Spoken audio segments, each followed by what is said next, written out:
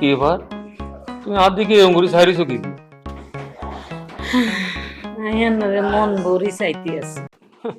বাবুরে, তুমি যেন আর আগে কোনোদিন দেখো না। বিশ্বাস করেন, আন্নারে প্রথম যেদিন দেখছি বাসার ঘরে, আন্নে হে আগের মতনই আছেন, মনে হয় যে কালকে বিয়ে হইছে। বিশ্বাস করেন, আন্নারে আগের মতোই দিয়ে আজ যে কিরম ভাল লাগতে আছে বুঝাইতে পারতেন না আন্নারে। আমি তো বুঝতে পারছি তুমি আরে ফড়ানোর চেষ্টা করতেছো কেন।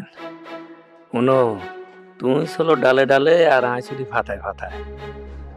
অবশ্য তোমার ভয় নাই, আমি এখন তোমার কিছু কইতাম না, কারণ খেলা দেখা এখনো অনেক বাকি। কিটা ভাবতে আছেন? হ্যাঁ না, কি বাবু, কিছু ভাবতেছি না। আমি তো তোমার মুখ ধুই দেখতেছি, মানে মনে হইতেছে না আমি একটা 18 বছরের যুবক আর তুমি 16 বছরের যুবতী, দুইজন দুইজনের ফ্যামিলি হচ্ছি আর কি মাইডিয়া। কি আছে কম, হ্যাঁ বুড়োই গেছেন, অন মনে হয় যে রোমান্টিকতা কমে না, দুদিন পরে নাই নাত করে দেখবেন মাইয়া বিয়ে হয়ে গেলে। ওরে বাবুরে কি এর বুড়ো হয়েছে, আর তোমার ফ্যামিলিতে একটা উঠলেই উঠছে। আর কাছে তোমার দেখি মনে জানো না, মনে হইতেছে পৃথিবীর তুমি একেবারে সর্বশ্রেষ্ঠ সুন্দরী, তুমি আর প্রিয়তমা রূপসী প্রেয়সী আরই। ওই যে আর কথা কম লাগতো না, দুনিয়ার কাম হরি রইছে, আর যার নাম লাগে কামে হেল্প করবেন।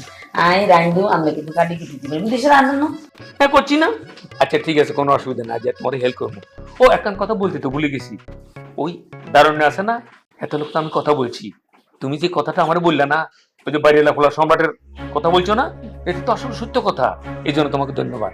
এবার বুঝছেন তো আই যে মিশা কথা কইল, এই জন্য তোমার আবারও ধন্যবাদ জানাইতেছি, বুঝছেন? আবার ধন্যবাদ কিনলে। মানে এই যে তুই আর ভুল ভাঙ্গা দিছো।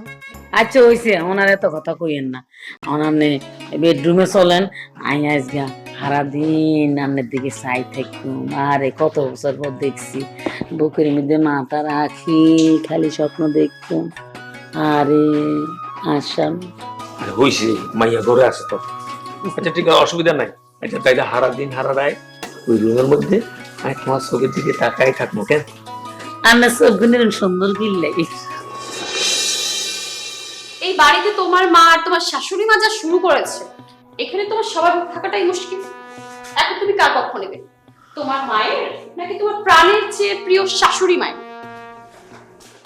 তুমি আমাকে খোঁচা মারে কি জন্য কথা বলতেছো যে? বাহ, তুমি তো অনেক চালাক হয়ে গেছো। আমি যে তোমাকে খোঁচা মেরে কথা বলছি তুমি কেমনে বুঝলা? দেখো, তুমি একদম বেশি বাড়াবাড়ি করবে না, বলে দিচ্ছি আমি। বাড়াবাড়ি তো আমি করছি না, বাড়াবাড়ি করতেছে তুমি আর তোমার মা। আমি জানি তো তুমি আমার আম্মার ক্ষতি চাচ্ছ যে।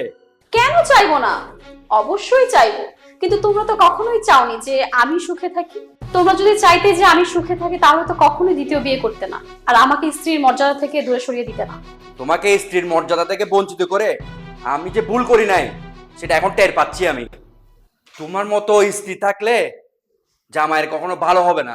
আমি তো ভালো স্ত্রী হয়ে থাকতে চেয়েছিলাম, কিন্তু তুমি আর তোমার মা আমাকে কখনোই ভালো স্ত্রী হয়ে থাকতে দাওনি। এই বেয়াদব, আমার আম্মা সম্পর্কে একদম উল্টাপাল্টা কথা বলবি না। কথা বললে একদম জিব্বা টেনে ছিঁড়ে ফেলবো। তুই কি করছস? তুই সারাদিন ভিডিও করতি, হ্যান ত্যান করতি, হ্যাঁ? এগুলো দেখে তো আমার আম্মু আমাকে আরেকটা বিয়ে করাই দিছে। তোমার মা তোমাকে একটা মন গড়া কাহিনী বললো, তুমি বিশ্বাস করে ফেললে।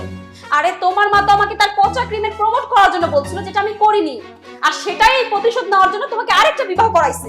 আমার আম্মা যা করছে খুব ভালো করছে। আমার তো আফসোস হচ্ছে, এত অপমান কেমনে তুমি সহ্য করতে পারো? হ্যাঁ, তোমার কি লজ্জা শরম কিছু নাই? না, আমার একটু লজ্জা নেই। তুমি দ্বিতীয় বিবাহ করে তোমার লজ্জা করে না, তুমি কিভাবে ভাবো যে আমার লজ্জা করবে? তুমি আমাকে যতই দূরে ঠেলে দাও না কেন, আমি ততই তোমাকে আঁকড়ে ধরব। কেন জানো? হ্যাঁ জানি তো, আম্মাকে আর আমাকে ধ্বংস করার জন্য। তোমাকে বোঝার জন্য অনেক ধন্যবাদ। এখন শুধু তুমি দেখো, তোমার ওই বউকে তাড়িয়ে আমি কিভাবে নিজের জায়গা আবার আগের মতো করে। সেই জায়গা তুমি কোনোদিনও পাবা না। এই বিউটি খুব ভালো করেই জানে তার জায়গাটা কিভাবে ধরে রাখতে হয়। এখন আমার একটাই ইচ্ছা, তোমার মায়ের ক্ষতি দেখা। সে আশা তোমার কখনো পূরণ হবে না। তুমি শুধু ওয়েট করো না, আরো নতুন অনেক কিছু আসতেছে, দেখো খালি।